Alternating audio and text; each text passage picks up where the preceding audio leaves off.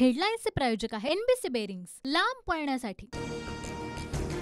पराभव दिसत असल्यामुळेच ठाकरेंना नैराश्यातूनच ठाकरेंकडून शिवराळ भाषेचा वापर। ठाकरेंच्या टरबूज या वक्तव्यावर फडणवीसांचं प्रत्युत्तर। शिवसेना शिंदे गटाकडून दक्षिण मुंबई लोकसभेसाठी यामिनी जाधव यांना उमेदवारी जाहीर होताच यामिनी जाधव यांच्या कार्यकर्त्यांचा जल्लोष। शिंदेंच्या शिवसेनेकडून उत्तर पश्चिम मुंबईमधून रवींद्र वायकर यांना उमेदवारी। रवींद्र वायकर विरुद्ध अमोल कीर्तीकर असा सामना रंगणार। दक्षिण मुंबईची जागा लढण्याचं आमच्या मनामध्ये होतं, मात्र मुंबईमध्ये 3 जागांचा फॉर्म्युला आधीच ठरलेला।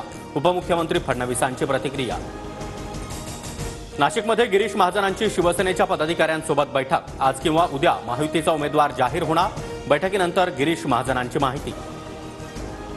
गिरीश महाजन आणि शांतिगिरी महाराज यांच्यामध्ये देखील चर्चा। नाशिकमधून लोकसभा लढण्यावर शांतिगिरी महाराज ठाम। अजय बोरस्ते यांच्यासोबत गिरीश महाजनांची चर्चा।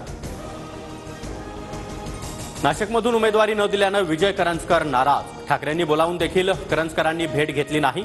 करंजकरांच्या बंडखोरीच्या चर्चांना उधाण।